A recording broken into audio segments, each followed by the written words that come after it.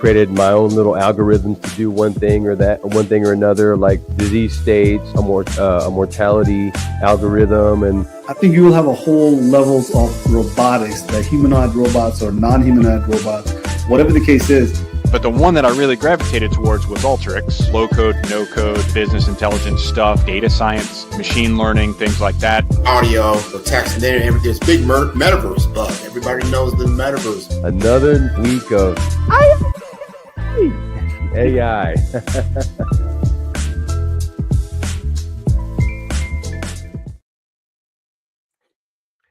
Thank you all for joining for another episode of AI on our 5th season. And since we started in our early seasons, we had a focus specifically on military veterans community, transitioning out of military, and how to identify what careers and how that career will be impacted by AI, and how to give them some early insights into the AI possibilities. So 5 years ago, things were far different than it is today. Right now, we're seeing a major shift in the workspace and workforce that is targeting artificial intelligence as the career path forward, because augmenting intelligence, the AI, not artificial intelligence, but augmenting intelligence is the way forward. And how do we use augmented intelligence in our workforce and enhance our capabilities is what's at stake right now.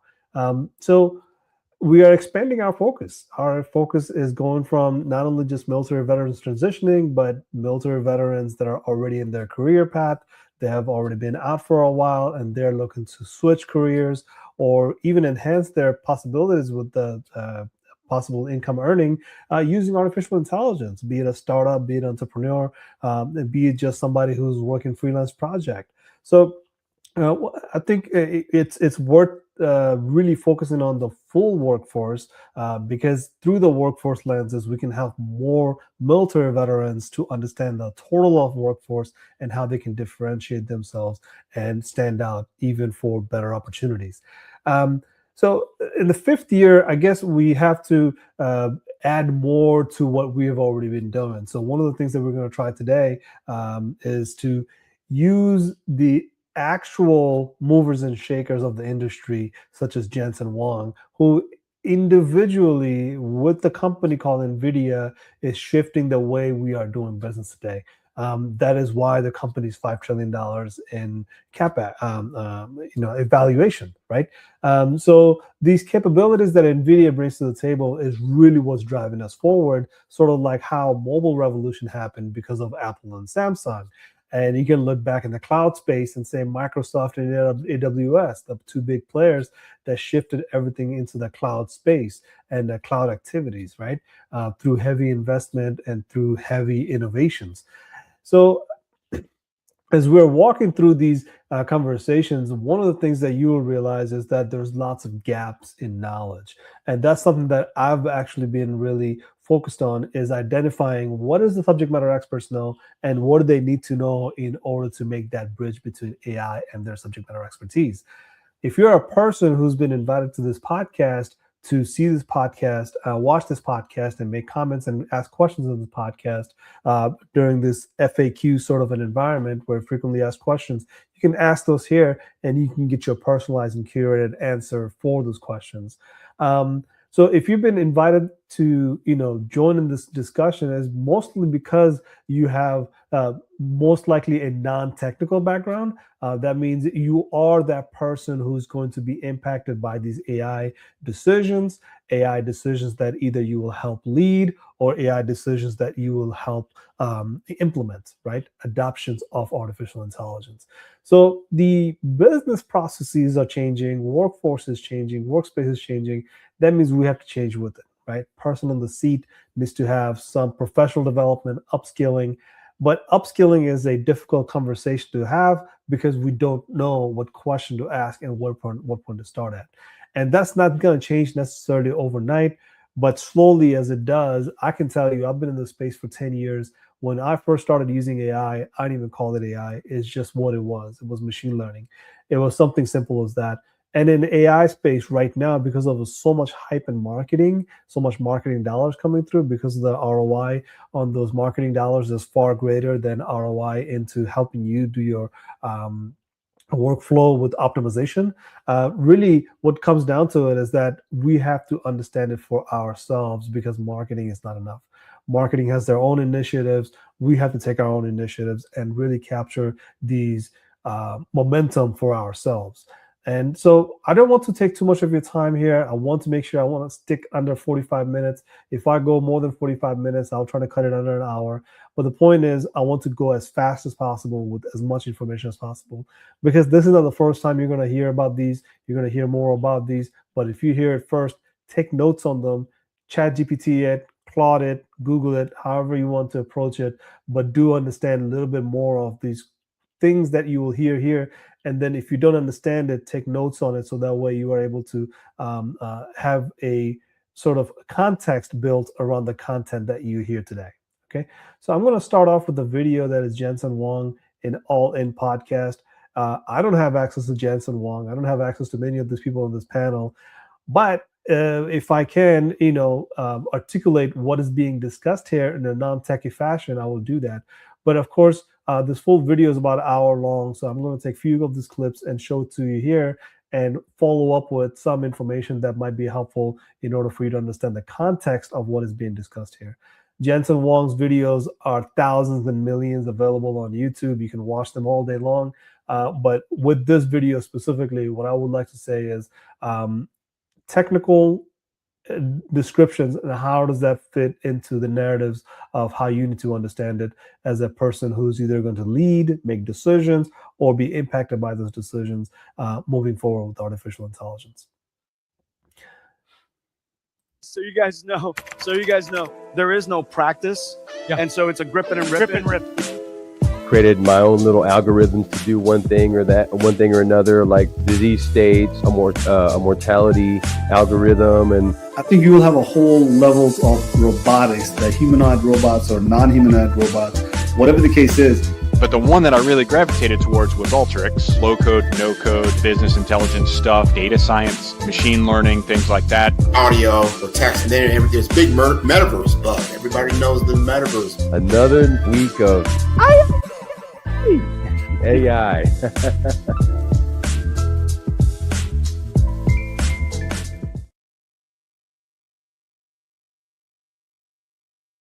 Yeah. Love And so I just want to let you know I was writing the speech while I was giving the speech. Okay, so You never know. But does that mean if we do I back apologize.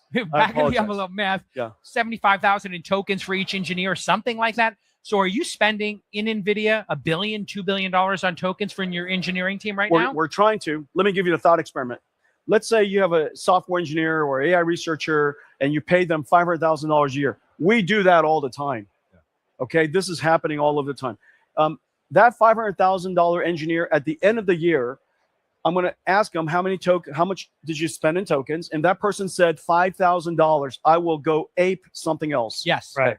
If that $500,000 engineer did not consume at least $250,000 worth of tokens, I am going to be deeply alarmed. Okay, and this is no different than one of our chip designers who says, "Guess what? I'm just going to use paper and pencil. I don't think I'm going to need any CAD tools." And this is a real Okay. paradigm shift to start thinking about these all-star employees. It almost reminds me of what we learned in the NBA when LeBron James started spending $1 million a year just on his health of his body, like, and maintaining it. That's right. Here he is at age 41, still playing. It really is, hey, if these are incredible knowledge workers, why wouldn't we give them superhuman abilities? That's exactly right. Where does that go? If we extrapolate out 2 or 3 years from now, what is the efficiency of that all-star at NVIDIA and what they're able to accomplish? What do they look like? Well, first of all, things that wow, this is too hard. That thought is gone. This is going to take a long time. That thought is gone. We're going to need a lot of people. That thought is gone. This is no different than in the last industrial revolution. Somebody goes, "Boy, that building really looks heavy."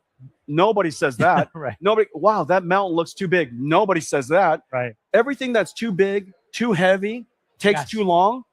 those ideas are all gone. You're reduced to creativity. That's Like, right. What can you come up with? Exactly. Right. Which means now the question is, how do you work with these agents? Well, it's just a new way of doing computer programming. In the past, we code.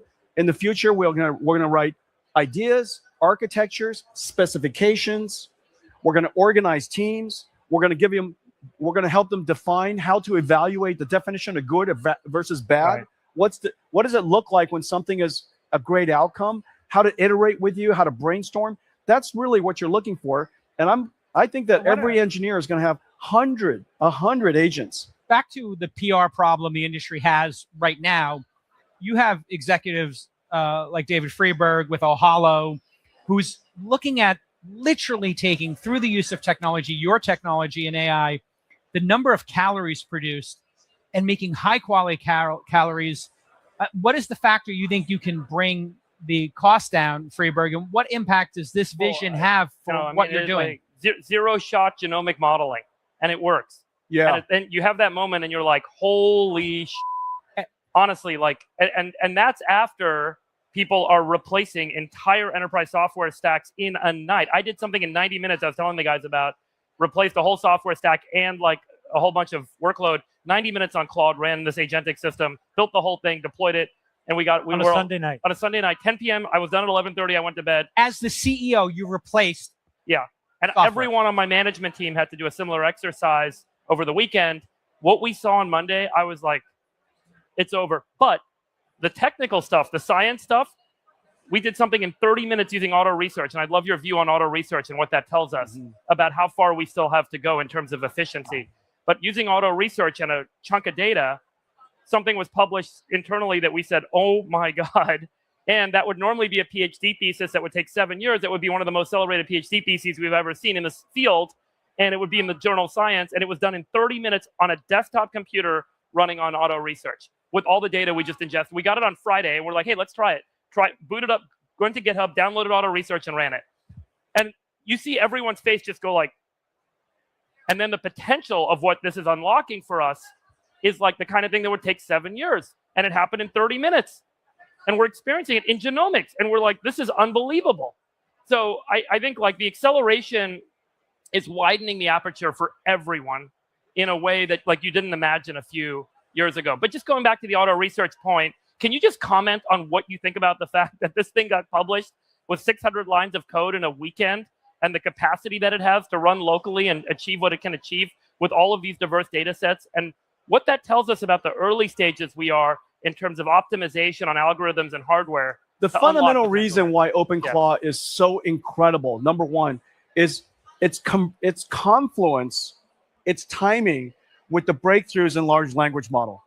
Yeah. Its timing was perfect. It was impeccable. Yeah. Now, in a lot of ways. So what you heard there is changes in token usage, right? Token usage means you have these large language models that are using tokens to do what large language model shows to you, right?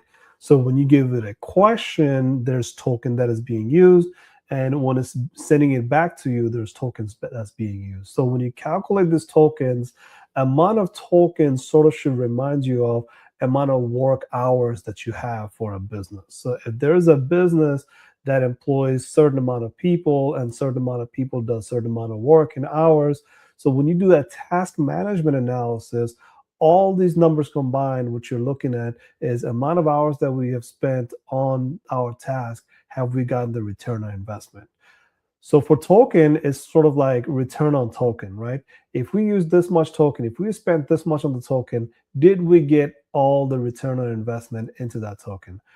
Sort of like how we talk about with return on data. If we process this much data, if we do these things with the data, the amount of hours we spent on it, the amount of tokens that we put into this data, was there a return on investment for that, right? So if you look back in early stages of Jensen Huang's, not early stage, about 4 or 5 years ago, when Jensen Huang would give his GTC speeches, he would talk about things like business intelligence. So every step of the way in business intelligence, not only can you calculate what you've been previously able to calculate for your enterprise resource planning, your supply chain planning, management, operations, daily budgeting, monthly budgeting, daily task. All these things inside of business intelligence, you can get to a point of collecting microsecond worth of information and combine those microseconds of information to find a beautiful picture of where your business has been or as is and where is it to be, right? So these sort of decision-making capability really ignites because of artificial intelligence, large language model, and tokens. But tokens as the whole new layer for you as a decision maker or leader or person who's in the team to contribute in these capabilities, because what that does, it creates a stronger outlook for the future. And as you can tell, a lot of the commotions that are happening in the software space right now, it is just that, right? The fact that if anybody who uses Jensen Huang's product can code overnight, like that gentleman described to you, that in 90 minutes he was able to code things that previously he probably would have had to outsource to somebody else, right?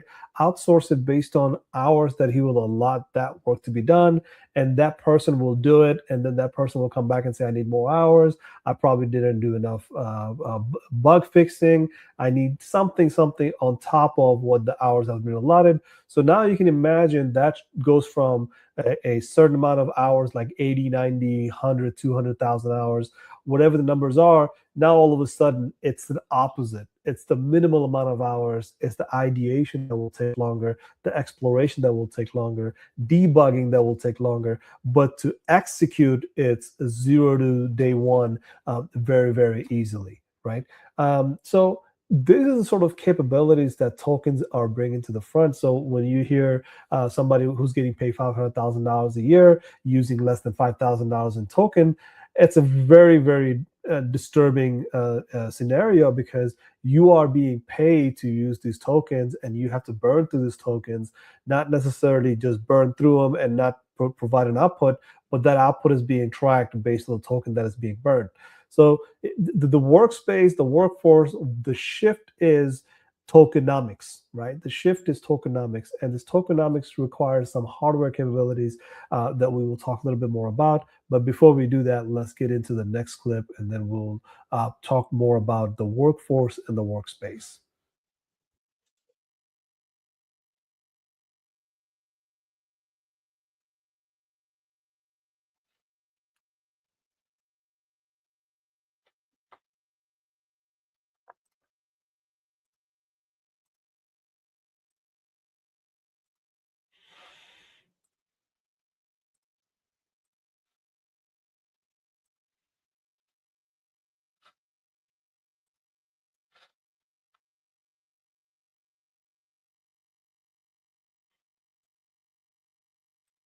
And here we are. The entire conversation has revolved around this concept of agents making people superhuman and the business opportunity expanding and entrepreneurship expanding. You actually saw it pretty clearly. Yeah? Have you changed your view?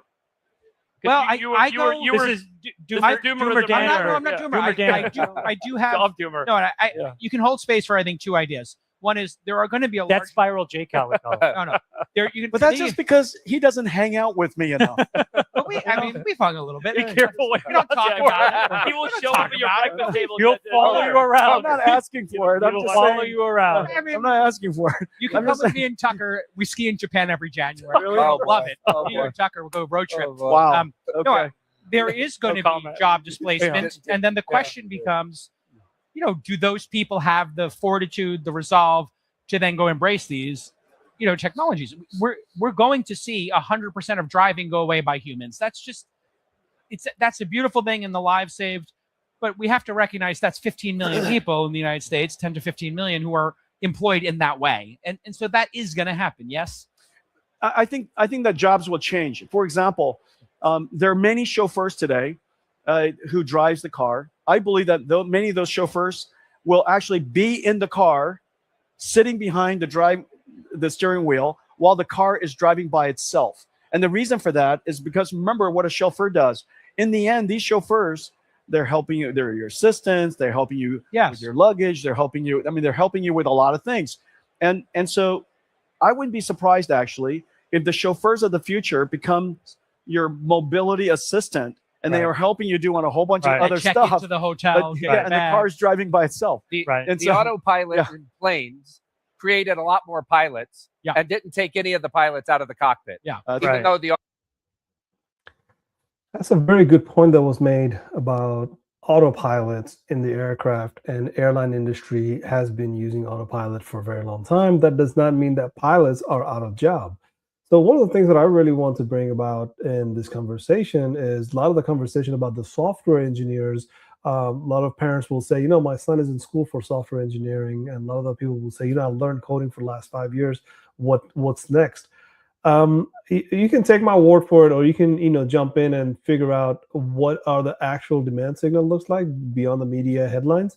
Is that the demand signal is we need more software engineers now than we did before. And the fact is, we have only done coding and ideation for the fixing logics or fixing functions and fixing workflows using codes, almost 1% of what we have discovered so far. That's just what we have discovered so far. We have actually tackled a very small amount of things that we want to code against and turn that into an automation. So when you think about the rest of the work that hasn't been done yet, that is still going to require software engineers, a lot of people that are system engineers that has understanding of how coding works, how you can start writing a code, how you can deploy that code, and once you deploy it, how do you maintain that code? And if you have to maintain it, what does the life cycle of that code looks like? So you're a total engineer of everything that is code-based, but that does not mean that code goes away. So one of the topics that goes really untold is that the systems are still going to use code in order to do what a system does. And in other words, I mean your laptop. In other words, I mean your routers, your switches, devices that you don't necessarily interact with. They're all code-based. They're always going to use code in order to do what they do inside of a machine, inside of a semiconductor chips, inside of a device that could be that washer and dryer, right? These washers and dryers are not going to process your human English language or human Mandarin language or human German language, right? What it's going to do is process the zeros and ones, but at one point that zeros and ones becomes a gatekeeper, so we move on to the quantum computing space, which is down the road. But until then, we have zeros and ones, and those zeros and ones requires coding. So this human language that is translated into the computer language or machine language, now you are seeing not stack of layers of coding, but just a single layer maybe, right? So when you're talking about like, hey, what happens to the software engineers and coders? Software engineers and coders are going to level into a specific language that is really hard at this time in the century, but that's the only language that's going to be left, because once you have few languages that you can work with, that's how we have started. That's what we're going back to, because that's what made all sorts of chaos and confusion in the system, because there's so many codes and so many different ways of writing those codes in order to just translate it into a machine language. So software engineers are going to have more roles and more jobs in the future, which I believe in, and the demand signal says so, because that's what system requires. Just to give you an example of what I just said right now, is that if you thought Silicon Valley, the big software companies, had a lot of software engineers, it's because they did. They were holding on to many of the software engineers, but the rest of the world, rest of the industries outside of Silicon Valley, outside of software ecosystem, they did not have access to those software engineers. Now they do. Now the software engineers are able to come out and say, what you used to outsource to outside of your company, now I can bring that in and actually develop a lot of your logics and things that previously you had to rely on somebody, third party, or from outside of your organization or corporations, or away from your parking lot. Now we can do it in-house. Now we can do it in your corporate environment and have that continuously be developed, continuously launched. But now imagine you hire that one person, and that person is using lots of tokens to write those codes. And they're not writing one specific problem. They're writing for 30, 40 problems specifically throughout the week, because that's how much faster they're writing those codes. If they're writing those codes and you hire a team of, say, 5, where you had team of 0 doing the software development for you. Now you have a software development, literally a corner of your building that's dedicated to software development. That's how it is in many of the software organizations. And now you're going to see that inside of Bank of America. You're going to see that inside of industries that are not software developing business, right?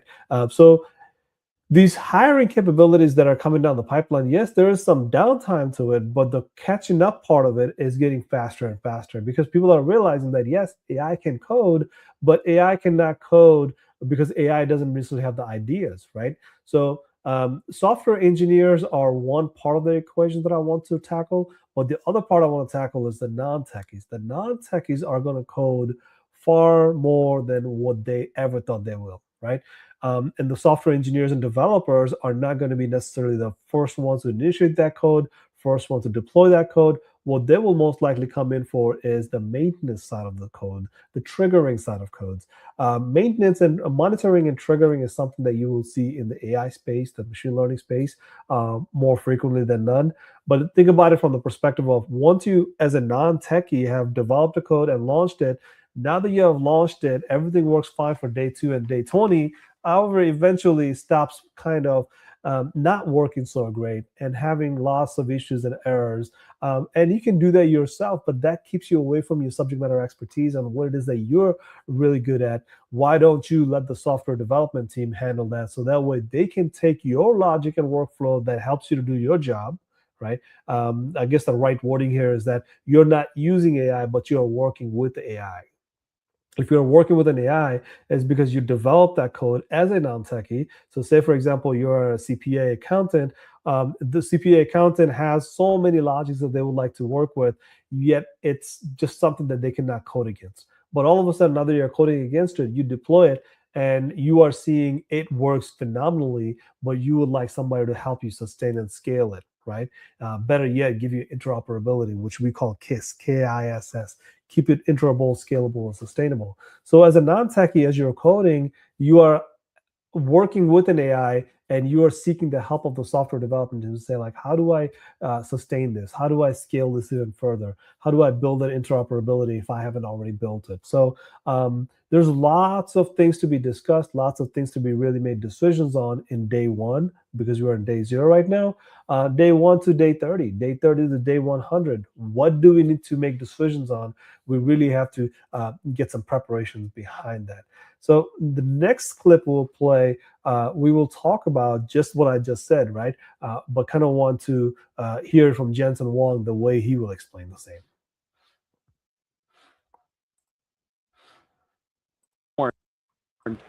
Some jobs will be eliminated. However, we also know that many, many jobs will be created. Yep. The one thing that I will say to young people who are coming out of school, who are concerned, who are anxious about AI, be the expert of using AI. Yes. How much? Look, we all want our employees to be expert at using AI, and it's not trivial, not trivial. And so knowing how to specify, not to over prescribe, leaving enough room for the AI to innovate and create while we guide it to the outcome we want. All of that requires artistry. You had this great advice to when you were at Stanford, I think it was, which is, I wish to you pain and suffering. Do you remember that? Yeah. Fantastic. What's your advice to young people around what they should be studying? So if they're sort of about to leave high school, because now those are the kids that are at this like really native, they haven't made a decision about college, what to study, if at all go to college. How do you guide those kids? What would you tell them?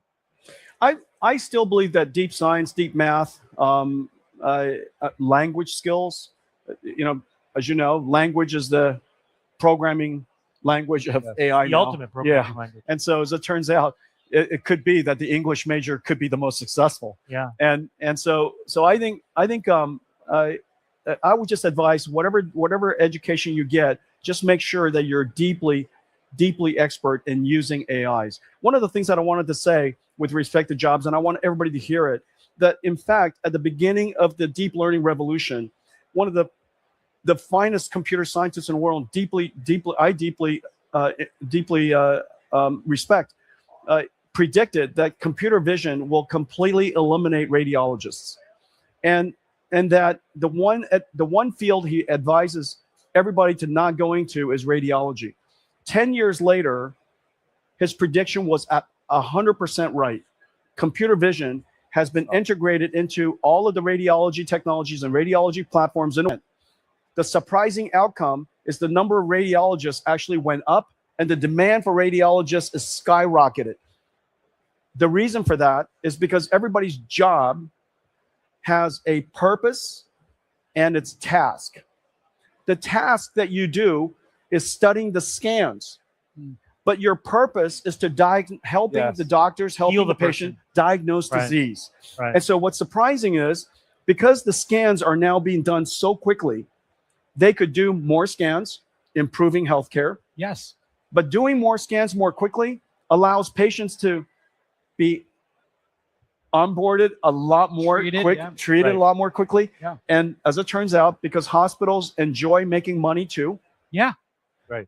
They're doing more scans. They're treating more customers and early more detection patients. becomes The revenues go up. And guess what? Perfect Need example. more. Yeah. And a country that grows faster, productivity increases, a wealthier country can put more teachers in the classroom, not less teachers in the classroom. That's right. You just give every one of those teachers a personalized curriculum for every student in the room. It makes them all bionic and leads to a lot more. Every single student will be assisted by AI, but every single student will need great teachers. Yeah. Amazing. Jensen, congratulations on all your success. And really, this is an incredibly positive, uplifting.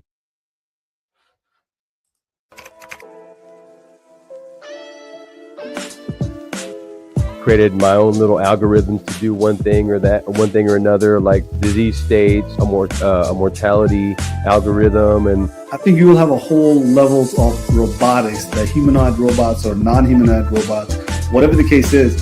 But the one that I really gravitated towards was Alteryx. Low code, no code, business intelligence stuff, data science, machine learning, things like that. Audio, the text, and then everything. This big metaverse bug. Everybody knows the metaverse. another week of AI.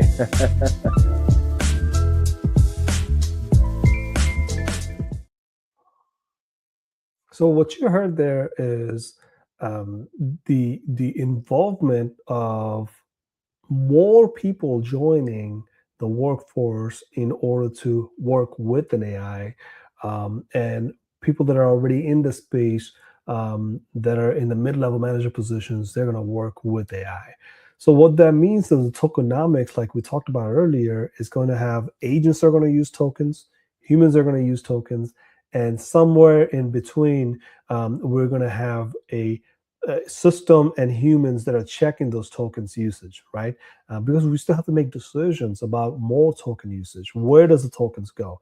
So if you have already started using tokens, that means you know exactly what I'm talking about. But if you haven't, one of the things that you can do, position yourself early to say that middle piece is where most trouble will come going forward, right? Because as things starts on day one, this is tiny, but this is the one that grows eventually, because this is what's going to dictate how much are the human will use the tokens and how much will the AI agents will use the token. And are these AI agents really creating these tokens with security in mind, privacy in mind, safety in mind? Because the humans are the subject matter experts of whatever the task that is being conducted. And they can do their own security, their own safety, but there's always going to be that middle piece that's going to have to keep an eye on these agents and say, yeah, these agents are not being manipulated by somebody outside of this organization. So you can imagine cybersecurity and threats of vulnerabilities that's already surfacing with OpenClaw. And you will hear a little bit more about OpenClaw on the next clip. But before we dive into that, I just want to bridge into what I said before we played this clip, and what has been said on this clip is that you need to really think of it as there's a media hype and there's an industrial needs actually, right? Because one of the things that we really don't think a lot about AI taking jobs is that AI is going to do a lot of our jobs. There's no doubt about it.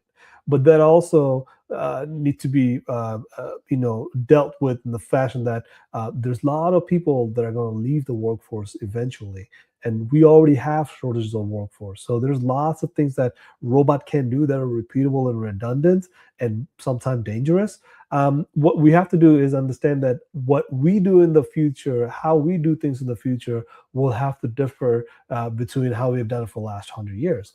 Because in the last 100 years, we have outsourced many of our jobs to automation.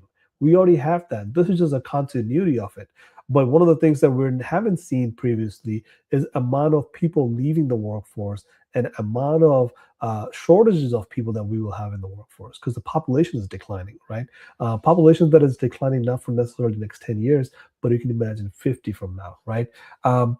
So there's lots of ways to come at this, but for a person who's thinking about artificial intelligence today, we really have to think about how to mature ourselves with it, because we want to work with an AI, because this is not a use and stop using kind of a use case, right? This is going to be something that is going forward. We're going to keep using these large language models, because that large language model is something that is actually sustainable and scalable. Right? We're not so sure about everything intelligent, but the software 3.0, which is another way of saying large language model, or ChatGPT or Claude from Anthropic and OpenAI, or Microsoft Copilot, these things are here to stay. These things are what's going to write the code. Because if you think about for the last 100 years, one of the things that actually held us back, and you can debate me on this one, but I can kind of stand my ground here, is to say, the coding has halted all the human progressions for the last 70 years, right? If we can code even better, that's what we needed, really. So this is a point of convergence where we are going to actually be able to use more coding, do more coding, and do this coding not by techies, by the non-techies, by the subject matter experts specifically. So if you're a CPA, if you're a person who's doing taxes, or if you're a person who's just running a plumbing business, right, you will be able to code more and you'll be able to do more. Just to give you an idea about where things are heading, is that you have to talk about agent-to-agent protocols, right? This is something that I discuss over and over in many of my video segments, is to give you that perspective into, right now, people do business with people. But you can only, as a person, you can only do businesses with so many people, because you have so many limited hours in the day, so much limited cognitive capabilities, and so much limited efforts and energy that you can be somewhere physically all at once, right? But now that there's a physical agent version of you, and there's multiple agents that are working on your behalf, now you're going to have agent-to-agent businesses, right? And these agent-to-agent businesses are already taking shape, because there's payment system that is made for agents, systems that can go and buy things on your behalf, and preferably buy from another agent, so there's an accountability built into it, and less scam that could happen like we have people to people right now. So I'm going to jump into the next clip, but these are some of the terminologies I really want you to get familiar with, because if you have questions and comments, feel free to drop them here, and I'll be able to get on them and give you a personalized way of answering these questions for you. Because most of the time, these questions are very vague and satellite level. What we want to do is really bring them down a notch and say, how do we personalize this information, so that way you don't have to spend 10 years like I did trying to learn all this information. Maybe in 10 minutes, you can learn a lot more than what I did in 10 months. Just a challenge.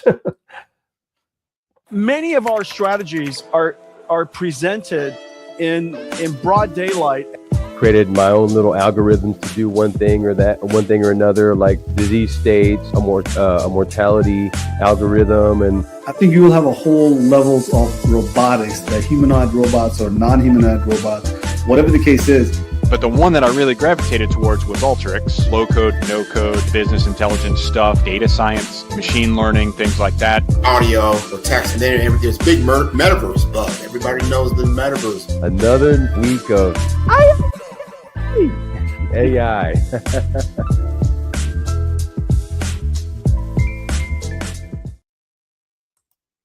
At GTC, years in advance of when we do it. 2.5 years ago, I introduced the operating system of the AI factory, and it's called Dynamo. Dynamo, as you know, is a piece of instrument, a machine that was created by Siemens to turn essentially water into electricity. And Dynamo powered the factory of the last industrial revolution. So I thought it was the perfect name for the operating system of the next industrial revolution, the factory of that. And so inside Dynamo, the fundamental technology is disaggregated inference. Jason, I know you're super technical. Absolutely. I know it. I'll let you take this one. Go ahead and define it for the audience. I don't want to step on you. Yeah, thank you. I knew you wanted to jump in there for a second, but it's disaggregated inference, which means the pipeline, the processing pipeline of inference is extremely complicated. In fact, it is the most complicated computing problem today. Incredible scale, lots of mathematics of different shapes and sizes. And we came up with the idea that you would disaggregate parts of the processing such that some of it can run on some GPUs, rest of it can run on different GPUs. And that led to us realizing that maybe even disaggregated computing could make sense, that we could have different heterogeneous nature of computing. That same sensibility led us to Melonize.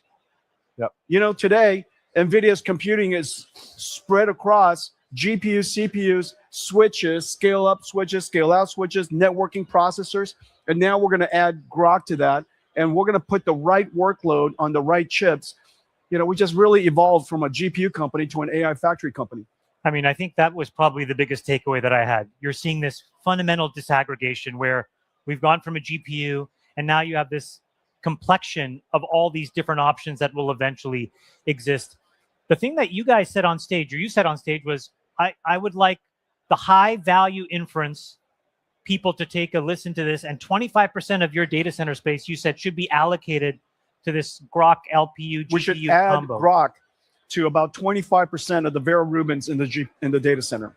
So can you tell us about how the industry looks at this idea of now basically creating this next generation form of disaggregated prefill, decode, disag, and how people, do you think, will react to it? Yeah, and take a step back. And at the time that we added this, we went from large language model processing to agentic processing. Now, when you're running an agent, you're accessing working memory, you're accessing long-term memory, you're using tools, you're really beating up on storage really hard. You have agents working with other agents. Some of the agents are very large models. Some of them are smaller models. Some of them are diffusion models. Some of them are autoregressive models. And so there are all kinds of different types of models inside this data center. We created Vera Rubin to be able to run this extraordinarily diverse workload. My sense is, and so we added, we used to be a one rack company. We now added 4 more racks. Right. So NVIDIA's TAM, if you will, increased from whatever it was to probably something, call it, 33%, 50% higher. Now, part of that 33% or 50%, a lot of it's going to be storage processors. It's called Bluefield. Some of it will be, a lot of it, I'm hoping, will be Grok processors, and some of it will be CPUs. And they're all going, and a lot of it's going to be networking processors. And so all of this is going to be running basically the computer of the AI revolution called agents, right? The operating system of modern industry.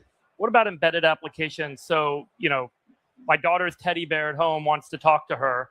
What goes in there? Is it a custom ASIC, or does there end up becoming much more kind of a broader set of TAM with developing tools that are maybe different for different use cases at the edge and an embedded application? We think that there's 3 computers in the problem at the largest scale when you take a step back. There's one computer that's really about training the AI model, creating the AI.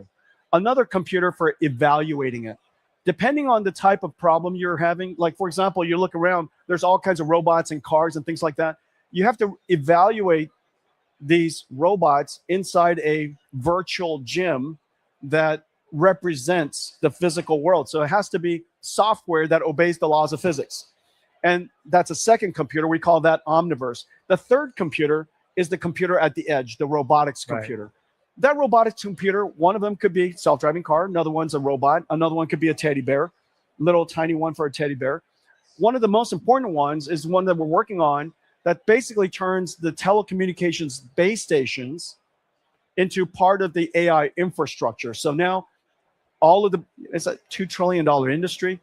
All of that's in time will be transformed into an extension of the AI infrastructure. And so radios will become edge devices, factories, warehouses, you name it. And so there are these three basic computers. All of them, are going to be necessary. Jensen, last year, I think you were ahead of the rest of the world in saying inference isn't going to 1,000x. Just last year? Yes. You're hurting my feelings. Is it going to 1 million x? Is going to 1 billion x? Yeah. Right? And I think people at the time thought it was pretty hyperbolic because the world was still focused on pre-scaling, on training. So the last part of the recording, as you've seen, they're talking about inferences. This is part of the conversation that things are really moving fast, because one of the ways I've explained it to anybody and everybody, this is like, where is AI today? Well, AI is really stored in places all around the country in these giant data centers and these giant systems that cost billions of dollars. But the problem with it is that from your device to that data center, the ability to go back and forth and get what you need from those AIs is going to become a real bottleneck. And this bottleneck, you can kind of reverse engineer it from memory side of things. So let's say, for example, there are a lot of stored information in those data centers, but the memory in your device and memory on those devices are really not up to the scale, the level of memory it needs. So memory has been a problem. Memory will be a problem. Memory is coming up to be a problem. And on top of that, some of these natural resources like helium is part of the conversation, where if you have questions about helium, I can answer those as well. I can answer a lot of your hardware questions along with software and data and cybersecurity questions. But this is some of the things that you really have to think through as you make decisions about the inferences. Because now not only are you using tokens, you are using those tokens through inferences. And so you really have to get smart with optimizing those token usage. So one of the things about tokens that you will hear more about is the context window. One of the very easy understanding of that is like, hey, you have this much tokens that you can have inside of this context window. But one of the things that really goes missing is there is a invisible tokens that are behind the scenes that are running that we're not necessarily aware of, right? Even if we are aware of it, we have to be mindful of it, right? Mindful of the fact that in this context window, where does system starts hallucinating, right? Or not necessarily a system, but that context window itself, where does it start hallucinating? Because once you have crossed that threshold of the context window, everything above that threshold is forgotten. But that's where all the main conversations are happening. So if you don't have that context window and understanding of usage of the token inside of that context window, you might have tokens that looks like optimized, but at the same time, it's not producing the return on investment. It's not giving you the work that you're supposed to get. So there could be a double the work, there could be triple the work, but there's other things like, you don't want to load the context heavily. So that way, if you load this much, system processes maybe this much, but forgets to copy this part, right? Because it took so much effort to get to that middle part. So as you're hearing Jensen Huang speak on these topics, some of the things that you're hearing is GPUs, right? The computations. And I think this is something that I want to leave you with is the physical AI, the AI hardwares that you actually own. Because like I said, that context window, if it's being processed out in the cloud so far away from you, there's a cost associated with that, right? Because the data has gravity, data is physical. So when it travels in between places, it costs somebody money, and you have to pay that, whatever that cost is. And there's another piece of it is that if you have the hardware right under your feet where you can just, stomp your feet and touch that hardware, that's the hardware that you own, and that's where the tokens are being generated from and being processed. All of a sudden, you have a different sort of approach to the usage of token and running your business using those tokens. So let's say, for example, you will hear about Grok, you will hear about LPUs and GPUs, CPUs. I talked about memory. These all things are really hard to come by. And one of the things that I've been telling most people is to say, like, look, if you want to go ahead and make this purchase right now, you should go ahead and make this purchase right now, because as the demand signal goes up, supply and demand causes the prices to shoot up. We are seeing that already happening with some of the manufacturers, where they're saying, I am not going to focus on consumer products anymore. I'm just going to give NVIDIA everything needs. So I literally will stop supplying to people that used to buy my memory, but now I'm just going to focus on NVIDIA and give everything that NVIDIA needs as far as memory goes. So there's memories, GPUs and CPUs and LPUs and all sorts of NPUs that are coming into the market. There's a lot of the supply chain doubts and supply chain questions that are coming up because of, one thing I mentioned is the manufacturing. The other part is helium. How do they manufacture even manufacture now that there is this helium purification problem? Like, there's heliums out in the world, but it has to be so pure, 99% pure, that if you don't use that helium, you're not going to use any other helium for that manufacturing of memories and GPU chips in a semiconductor chips industry. So I'm going to leave you here with that. But the piece that I wanted to really bring all this into is the physical AI. The reason I ended up this conversation with the hardware is physical AI. So one thing that you should do after you watch this video is go to ChatGPT, Google it, go to Gemini, go to Claude, and type in physical AI and type in your business and say, how does physical AI and my business come side to side, work on something that either helps me capture a bigger market segment, helps me with a better revenue next year, or how does it even improve my experience for my employees, for my customers, for myself, process optimization, things of that nature. How does physical AI help me with that? But one of the things that I want you to think about is a physical AI. Think of IoT, right? Internet of Things. So when you type in physical AI, maybe look around at some of the IoTs that you are using and say, how do we turn that into a physical AI? And what are some of the steps and cost benefit analysis of such innovations or investment? So I hope that 45 minutes you've spent here has been worth it. We would like to have you come back and do more of these live stream videos that we do. And ask us questions live, so that way we can answer it after the show is over. So that way we get to learn from your problem sets. So what are you dealing with? What are some of the concerns that you have? Because that's how we actually stay on top of the game, because AI space is moving so fast. If we're not really addressing the latest problem, we are already a few months behind, few years behind in some cases. So until next time, AI is out. We'll see you soon. Ciao.